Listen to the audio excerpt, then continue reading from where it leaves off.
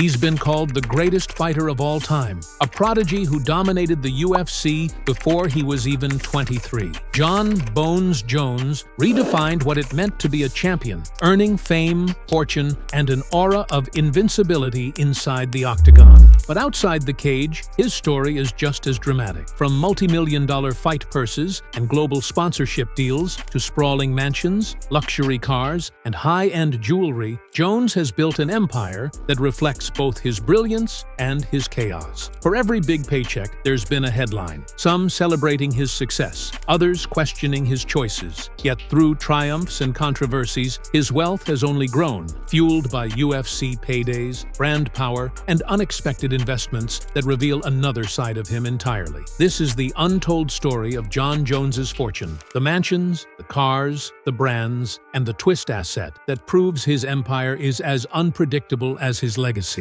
Jon Jones's journey to wealth and stardom began far from the bright lights of Las Vegas or Madison Square Garden. Born in Rochester, New York in 1987, Jones grew up in a disciplined household, the son of a pastor. Money wasn't abundant, but discipline and competition were. Two of his brothers went on to play in the NFL, and Jon found his path through wrestling. At Union Endicott High School, he quickly rose as a dominant force on the mats. Though he never had the glitz of a blue-chip recruit, he carried a work ethic that hinted at something more. After high school, Jones wrestled at Iowa Central Community College, where he became a junior college national champion. He flirted with the idea of continuing his collegiate wrestling career, but life had other plans. With a young family to support and limited financial opportunities, he made a bold move, transition into mixed martial arts. In 2008, with barely any professional experience, he stepped into the UFC on short notice. Fans didn't know it then, but a new era was about to begin. Jon's style was unlike anything the sport had seen. Long limbs, unpredictable strikes, spinning elbows, dynamic takedowns. He wasn't just winning fights, he was reinventing them. Within a few short years, he had gone from a struggling newcomer to the youngest champion in UFC history, claiming the light heavyweight belt at just 23 years old. That victory over Mauricio "Shogun" Rua wasn't just a career-defining moment. It was the spark that ignited Jon's financial empire. The fame came quickly, and with it, the first real checks that changed everything. UFC purses that had once been 5 figures grew into 6, then 7. Pay-per-view percentages and performance bonuses padded his bank account. But money didn't just come from fighting. As the UFC's new golden boy, Jon attracted sponsors, endorsement deals, and brand partnerships that opened doors outside the octagon. But here's the thing about Jon Jones. With every success came controversy. And while the headlines were often split between his dominance in the cage and his struggles outside it, one fact remained undeniable. Jon was becoming rich, fast, and those UFC purses were just the beginning of his fortune. Jon Jones's wealth story is inseparable from his UFC earnings. For over a decade, he was the organization's most bankable star, headlining cards that drew millions of pay-per-view buys. But his rise to financial dominance wasn't instant. In the early days, his fights earned him respectable, but not life-changing sums, tens of thousands of dollars per bout. Still, even then, his rapid ascent made it clear the money would soon multiply. The breakthrough came when he captured the UFC light heavyweight title in 2011. Champion paydays are different. Base salaries jump, win bonuses grow,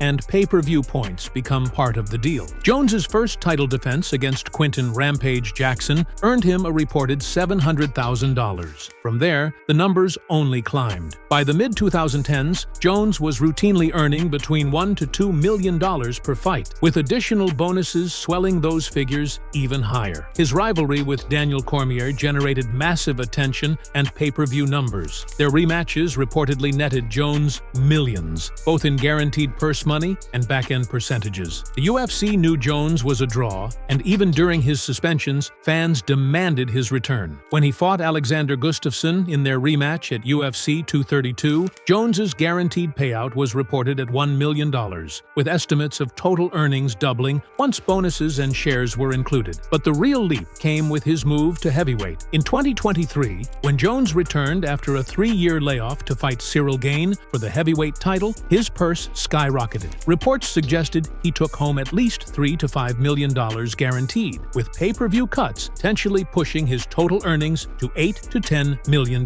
For a single night of work, it was among the the biggest paydays of his career. Across his UFC tenure, estimates suggest Jon Jones has earned over $25 to $30 million in fight purses and bonuses alone. That number doesn't include sponsorships, businesses, or endorsements, just cold, hard fight money. But what truly amplified his fortune wasn't just stepping into the cage, it was what came outside it, when corporations lined up to attach their brand to bones. Because if fight purses made him rich, sponsorships made him famous. At the height of his dominance, Jon Jones wasn't just a UFC champion, he was a marketing powerhouse. Companies saw him as the perfect face for global campaigns. Young, charismatic, and unstoppable inside the octagon. And the checks reflected it. One of his earliest landmark deals came with Nike. In 2012, Jones became the first MMA fighter to sign a global sponsorship deal with the sportswear giant. This was monumental. For years, the UFC had struggled to break into mainstream sports advertising. Jones changed that. His deal included custom walkout gear, commercials, and worldwide promotion. Alongside Nike came Gatorade, another endorsement that further cemented his crossover appeal. These weren't just fight sponsors, they were global brands associating with Jon as a household name. But as Jones's fame grew, so did his controversies. Legal troubles and suspensions put strain on those corporate relationships. By 2014, Nike and Gatorade had cut ties. The endorsements that once poured millions into his bank account dried up overnight. It was a stark reminder that while fighting ability could make him rich, reputation could just as easily cost him. Still, Jones proved resilient. In the years that followed, he signed deals with companies like Reebok during their UFC uniform partnership, as well as smaller endorsements in supplements, fitness products, and lifestyle brands. Though none carried the prestige or financial heft of Nike, they kept money flowing outside of fight night. And with his 2023 return to heavyweight, Jones's brand value spiked again. New sponsorships and media appearances hinted that corporations were willing to bet on him once more. Whether it was apparel, sports nutrition, or emerging industries like NFTs and crypto, Jones leveraged his fame into revenue streams beyond fighting. These deals didn't just pad his fortune, they gave him freedom,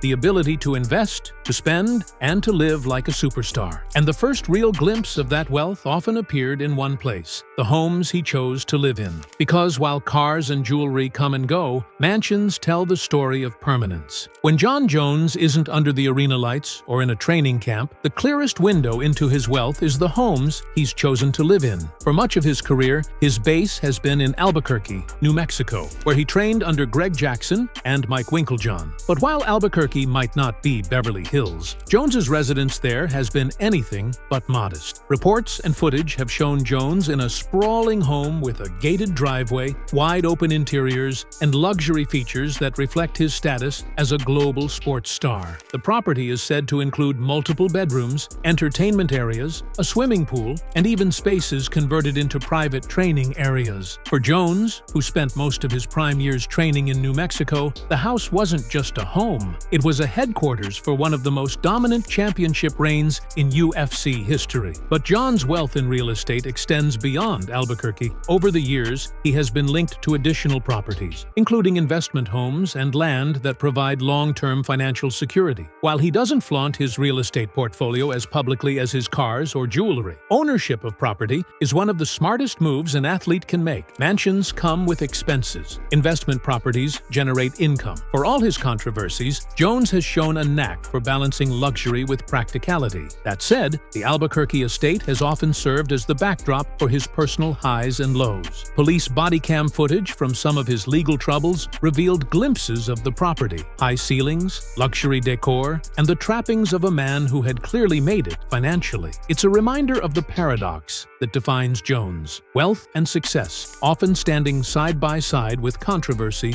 and chaos. Still, for Jones, real estate is more than just bricks and mortar. It's symbolic. It represents permanence in a career built on uncertainty. Fighters come and go. Championships are won and lost. But a mansion in your name is something that endures. And for Jon, the next most visible expression of his fortune was parked just outside those mansions. Because Jon Jones's driveway has long been a statement piece, filled with luxury cars that match his unpredictable persona. Few things capture Jon Jones' Jones's wealth as clearly as his love for cars. His garage has seen everything from sleek luxury rides to roaring performance machines, and like much of his life, his vehicles often make headlines for both the right and wrong reason. Among the most notable cars linked to Jones is his Bentley Continental, a symbol of high-end luxury and power. The Bentley, with its handcrafted interior and six-figure price tag, became one of his signature vehicles during his championship years. He's also been spotted driving a Cadillac Escalade, a staple for athletes who want comfort, presence, and enough space for entourages and family alike. Performance vehicles also play a role in his collection. Jones has been photographed with a Chevrolet Corvette, a car that screams speed and style. For a fighter who thrives on explosiveness and unpredictability, the Corvette feels fitting. He has also been seen in Rolls-Royce models, cars associated not just with wealth, but with prestige. A Rolls doesn't just say you're rich, it says you've arrived. But with the cars came controversy. Jones's driving record has been checkered with DUIs, accidents, and incidents that made headlines around the world. In one infamous case, his Bentley was wrecked in a crash, drawing attention not just to his driving, but to the lifestyle choices that came with his wealth. These incidents painted a picture of a man living on the edge, enjoying luxury, but often paying the price for recklessness. Still, Jones's love for vehicles has remained a constant. Whether it's luxury SUVs for family life or high-performance cars for adrenaline, his garage reflects the duality of his life, part disciplined athlete, part unpredictable thrill seeker. And while his cars made the loudest statements, Jones also invested in the subtler signs of wealth, the things he wore, the jewelry he carried, and the watches that often gleamed on his wrist. Because for Jon Jones, luxury wasn't just something to drive, it was something to wear. When Jon Jones stepped out in public, he didn't always flaunt a diamond-dripping image like some athletes. But make no mistake, his taste in jewelry and watches has always revealed a man with expensive preferences. Jones has been spotted wearing Rolex watches, the universal symbol of prestige and timeless wealth. The Rolex Day-Date and Submariner models, both classic and worth tens of thousands, have been associated with him. Beyond Rolex, whispers link him to more exotic brands such as Audemars Piguet and Hublot, timepieces that push into six-figure territory depending on the design and customization. Jewelry, too, has been part of Jones's lifestyle. Gold chains, diamond-encrusted pendants, and flashy rings have appeared in photos, though never in excess. Unlike some fighters who drape themselves in jewelry for attention, Jones seems to use it more sparingly, as accents that highlight his presence rather than overwhelm it. But perhaps the biggest luxury he's indulged in is lifestyle itself. Private parties, high-end clubs, and expensive getaways have been part of his story. For a man who's spent his life in the spotlight, those indulgences have been both an escape and a trap. On one hand, they're evidence of a fighter enjoying the fruits of his labor. On the other, they've often coincided with controversies that cost him both money and reputation. Yet Jones's financial story isn't just about what he spends. It's also about what he builds. Because behind the watches, the jewelry, and the cars lies a business side that often goes overlooked. Ventures and side hustles that reveal his attempts to secure wealth beyond fighting. And it's in those business ventures where Jon Jones's empire takes on a new dimension. While fight purses and sponsorships made Jon Jones rich, his long-term wealth depends on what he's managed to build outside the octagon. For years, critics painted Jones as a spender, someone whose fortune might burn out as quickly as it came. But beneath the headlines, Jones has pursued ventures that show a desire to create something sustainable, even if they've often been overshadowed by his controversies. One of his earliest moves was in fitness and training facilities. Jones has been connected to gyms in Albuquerque and beyond, investing in spaces that serve both his personal training and the wider community. By attaching his name and reputation to gyms, he not only ensured a steady business, but also created a legacy pipeline for young fighters who want to follow in his footsteps. He's also ventured into seminars, appearances, and private training sessions. These events, often hosted internationally, allowed Jones to leverage his GOAT status into quick paydays while strengthening his global brand. A single seminar can bring in tens of thousands of dollars, and when multiplied across multiple events, they provide lucrative side income that doesn't depend on fighting. Beyond Beyond the fight world, Jones has dipped into more speculative ventures. He's been linked to supplement companies, aligning with products in the health and recovery markets. There are also rumors of his involvement with cryptocurrency and NFTs, industries many athletes explored during the 2000s and 20s boom. While it's unclear how much Jones has invested, the connection shows his willingness to explore new financial frontiers. Of course, not every opportunity has been smooth. His legal troubles and suspensions limited his entrepreneurial potential,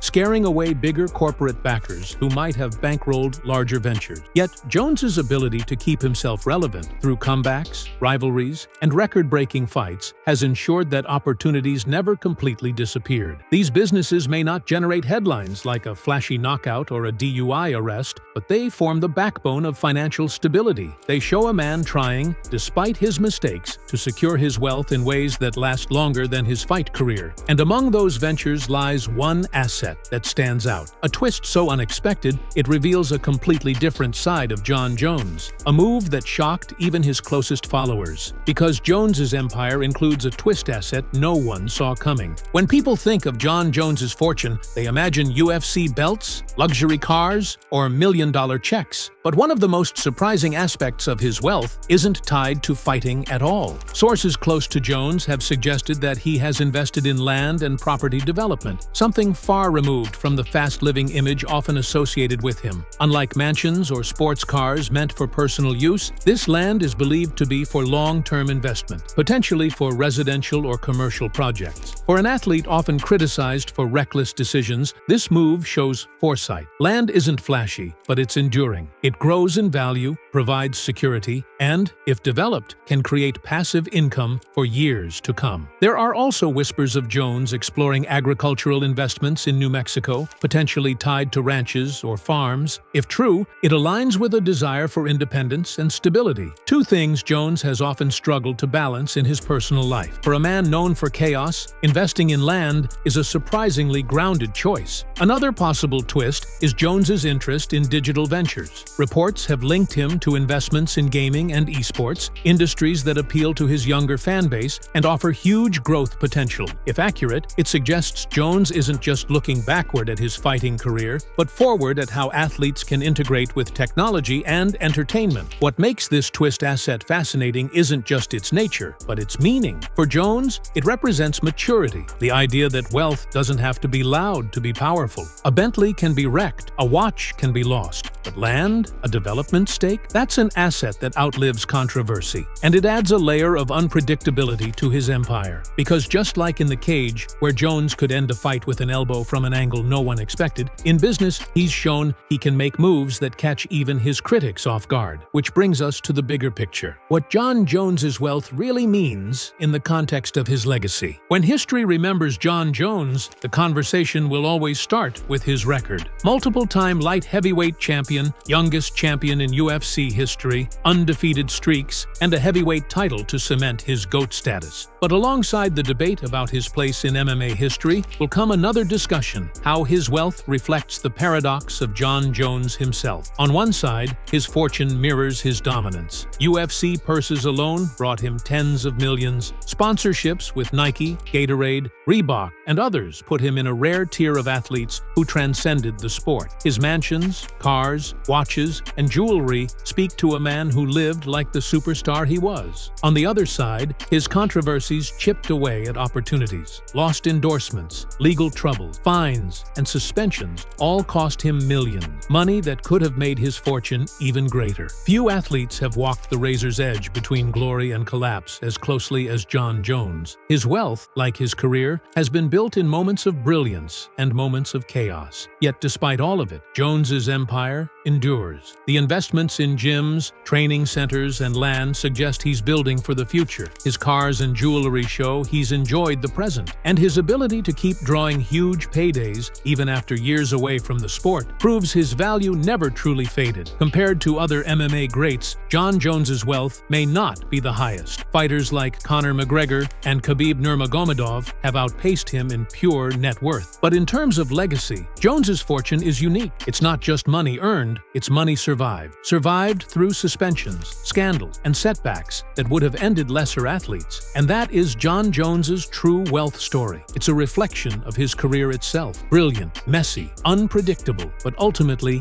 undeniable. Because just like in the cage, when it comes to money, Jon Jones has always found a way to come out on top.